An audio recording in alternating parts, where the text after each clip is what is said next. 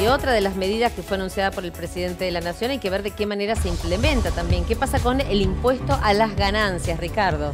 Bueno, la nueva disposición, Daniela, establece que a partir de ahora los trabajadores van a tener que empezar a pagar menos ganancias, por lo menos así está dispuesto hasta fin de año. Es una resolución que la AFIP ya ha elaborado, que tiene previsto y que en definitiva va a tener un impacto en el bolsillo de una cantidad importante de trabajadores.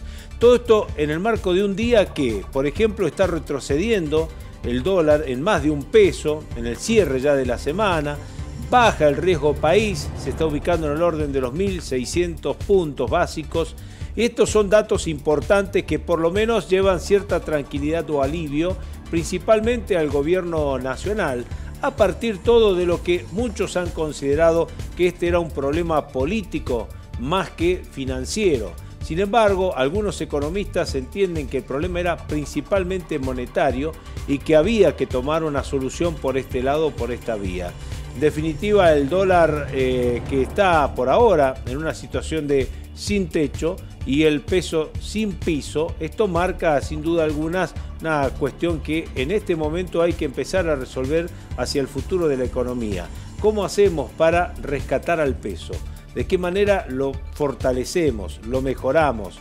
Es decir, aquí hay un trabajo de por medio que tendrán que hacer, no sé si ya es lo que le queda a este gobierno o la continuidad del mismo, si es que las elecciones así lo marcan, o al nuevo gobierno tendrá que preocuparse y mucho por sostener la moneda. El peso argentino, mirá, no solo se ha devaluado, sino que se ha depreciado.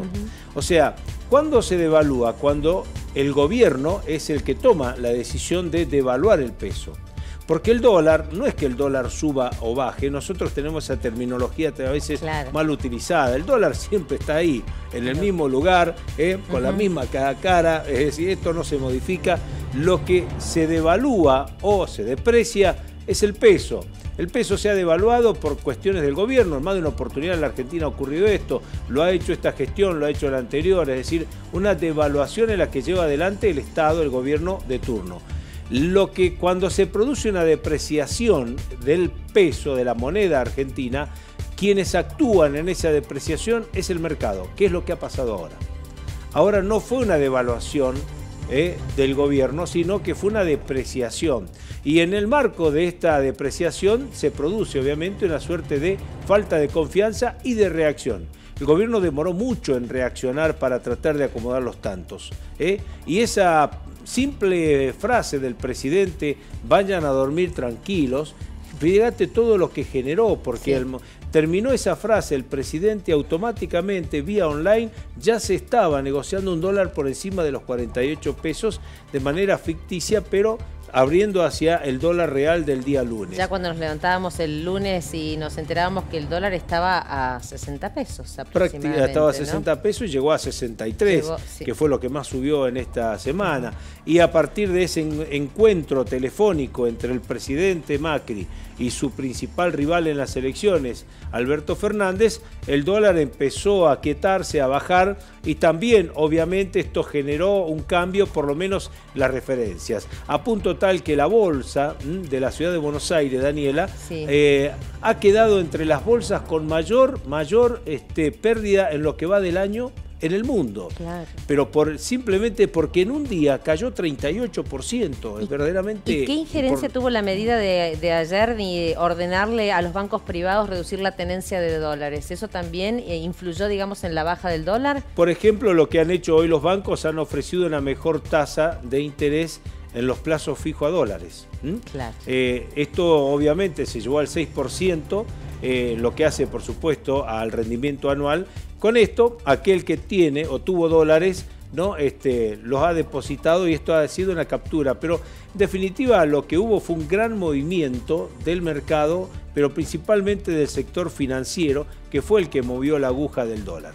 Pero a ver, vamos a ir al tema del impuesto a las ganancias para darnos cuenta de qué estamos hablando cuando se produce este tipo de situaciones. Fíjense, ahí tenemos una placa de impuesto a las ganancias, la suba del mínimo no imponible es del 20%.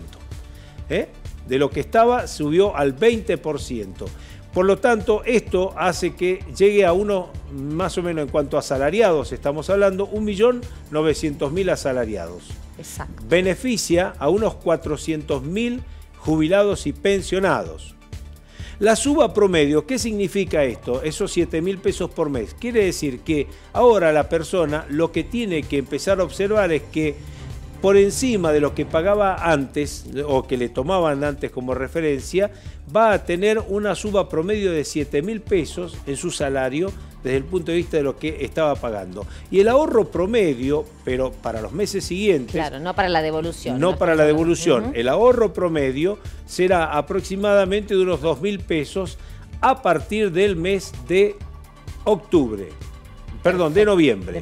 Porque se entra en vigencia el 1 de septiembre, avanza al día de octubre, al tercer mes recién lo vas a ver publicado en tu bono de sueldo, aquellos que pagan ganancias. Ese ahorro será aproximadamente unos 2.000 pesos. Y la suba promedio, reiteramos, esto es muy importante, es un cálculo que debe hacer cualquiera en su casa, es de unos 7.000 pesos, con lo cual estamos hablando de que en este sentido, por la cantidad de beneficiarios, 1.900.000 personas y unos 400.000 jubilados y pensionados, se puede decir que es una cifra bastante interesante de algo así como 2.300.000 hogares los que se ven beneficiados. Una medida que, obvio, llega por un momento electoral muy difícil para el gobierno y por lo tanto se tomó esta decisión o este camino. Pero habló aquí en Mendoza... Sí. Alguien que está vinculado, exactamente. Él es director de Economías y Regiones, una consultora que trabaja en mucho, su socio directo y también co-responsable en la edición de libros publicados en los últimos tiempos es Javier Milei. Bueno, Giacomini habló sobre esta situación del momento que vive el mercado y en particular cuál es su mirada de lo que pasó ese día lunes denominado Lunes Negro. Hoy en día el riesgo más importante que enfrenta la economía argentina es un riesgo de hiperinflación. Ha empezado a haber un repudio por el peso bastante generalizado, no todavía con la fuerza que tenía al final de los 80 o principios de los 90, pero realmente hay una caída de la demanda de dinero que puede no tener piso. O sea, existe el riesgo que la demanda de dinero se caiga mucho. ¿Esto qué implica? Esto implica que el peso puede no tener piso. Y si el peso no tiene piso, el dólar no tiene techo. Entonces, ¿cuál es el principal problema? Que tenemos un problema monetario. Y si vos analizás las medidas anunciadas por el gobierno, ninguna son de corte monetario. Son todas de corte fiscal. Corte fiscal que lo que hacen es agrandar el déficit fiscal y complicar aún más la sustentabilidad de la deuda. ¿Qué quiero decir? Si Argentina se dirigía a una crisis con riesgo de default en el 2020 o 2021, las medidas que adopta el gobierno agrandan ese riesgo de default.